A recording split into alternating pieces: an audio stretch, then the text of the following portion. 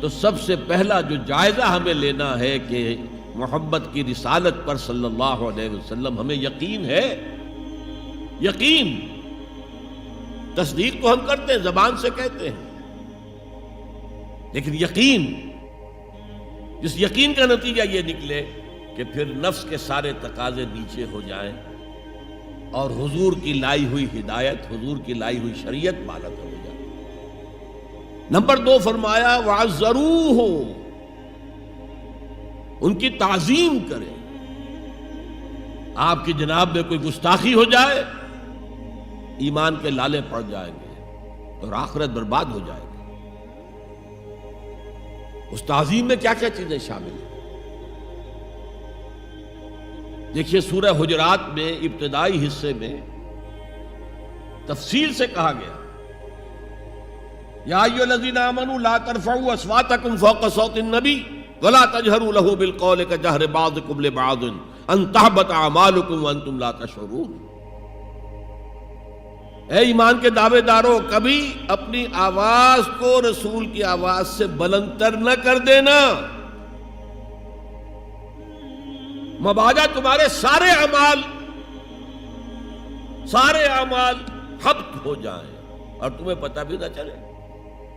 میں نے کوئی گناہ کبیرہ تو نہیں کیا ہے، میں نے کوئی کفر تو نہیں کیا ہے، بس یہی ہوا نا کہ حضور کی آواز کے مقابلے میں اپنی آواز کو اونچا کر دیا. لا ترفعوا اصواتکم فوق صوت النبی ولا تجہروا له بالقول کجہر بعضکم لبعض، بلند آواز سے جیسے آپس میں باتیں کر لیتے ہو ایسے کبھی بات نہ کر بیٹھنا.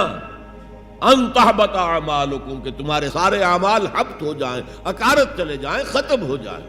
وانتم لا تعلمون، تمہیں احساس بھی نہ ہو کہ ساری پونجی لٹ گئی. اس آیت کا ہم پر اطلاق کیسے ہوگا؟ کبھی سوچا؟ صحابہ کرام تو یقیناً اس کے مخاطب اول تھے، ہم پر کیسے اطلاق؟ اگر ہماری گفتگو ہو رہی ہو، بحث ہو رہی ہو، میں کچھ کہہ رہا ہوں، آپ کچھ کہہ رہے ہیں، لیکن کوئی کہہ دے حضور نے یوں فرمایا ہے، فوراً چپ ہو جاؤ. اب اگر کہا نہیں میرا خیال یہ، اب گویا کہ یہ حضور کی آواز سے آپ نے اپنی آواز اونچی کر، اپنا فکر، اپنا فلسفہ، اپنا فہم، اپنی سوچ، اپنی عقل.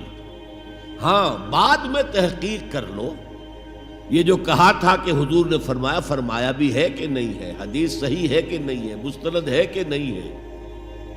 لیکن اس وقت آواز بند کر لینا لازم ہوگا کہ اس کے بعد اقول نہیں کہہ سکتا میں یہ کہتا ہوں. اس کا تو مطلب یہ کہ آپ مد مقابل بن کر رسول کے آ رہے ہیں. لا ترفعوا اصواتکم فوق صوت النبی ولا تجہروا له بالقول کجہر بعضکم لبعض ان تحبط اعمالکم وانتم لا تشعرون.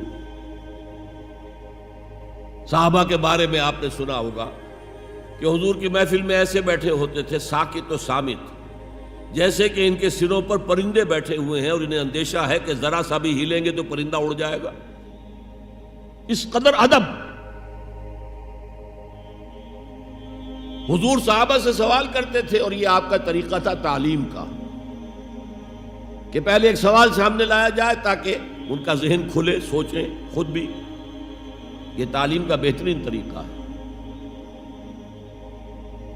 اس کے بعد ہوتا کیا تھا؟ جواب نہیں دیتے تھے، اللہ و رسولہ عالم، اللہ اور اس کا رسول بہتر جانتے. پھر اگر دوبارہ آپ پوچھتے تھے تو جو بھی سمجھ میں آتا تھا کہتے تھے. مجھے یاد آ رہی ہے ایک حدیث اور اچھا ہے کہ وہ آپ سن لیں، اس لیے کہ عام شکایت یہ ہے کہ مذہبی لوگ معاملات میں اچھے نہیں ہوتے. مسجدیں بنوائیں گے، مسجدوں میں قالین بچھوائیں گے، وہاں پر فانوس لگوائیں گے، سب کچھ کریں گے، مدرسوں کی خدمت کریں گے، علماء کی خدمت کریں گے، لیکن معاملات، تجارت، کاروبار، بین الانسانی تعلقات عام شکایت ہے، اس کی وہ پرواہ نہیں کرتے، حقوق العباد کا لحاظ نہیں. تو حضور نے ایک مرتبہ پوچھا صحابہ سے اتدرون من المفلس، تم جانتے ہو مفلس کون ہوتا؟ صحابہ نے جواب دیا المفلس عندنا من لا درہم لہ ولا دینارا. حضور ہم اس شخص کو مفلس سمجھتے ہیں جس کے پاس درہم و دینار نہیں ہے. ہم کہیں گے روپیہ پیسہ نہیں ہے. فرمایا نہیں، میری امت کا مفلس وہ ہوگا جو بہت سی نمازیں لے کر آئے گا، بہت سے روزے لے کر آئے گا، بہت سے حج لے کر آئے گا، بہت سے عمرے لے کر آئے گا، لیکن اس کے ساتھ ہی قد شتم ھذا، فلاں شخص کو گالی دی تھی، واکل مال ھذا، فلاں شخص کا مال کھا لیا تھا، فلاں شخص پر تہمت لگائی تھی. اب وہ سارے دعوے دار آ جائیں گے، اللہ اس نے میرے ساتھ یہ کیا. ٹھیک ہے بھائی، اس کی نمازیں تم لے جاؤ، اور تو کچھ ہے نہیں، کوئی کرنسی تو ہے نہیں وہاں، نہ ڈالر ہے نہ یورو ہے، کچھ بھی نہیں، اعمال کی کرنسی ہے، نیکی تم لے جاؤ. کوئی اور دعوے دار آیا، روزہ وہ لے گیا، اس کے پاس کچھ نہیں رہا. دعوے دار اب بھی باقی ہیں، اب ان کے گناہ جو ہے اس کے حساب میں پڑنے شروع ہو جائیں گے، یہاں تک کہ دوسروں کے گناہوں کے بوجھ تلے دب کر وہ جہنم میں جھونک دیا. یہ مفلس. تو یہ انداز تھا حضور کا سمجھانے کا، پڑھانے کا، فطری طریقے تعلیم.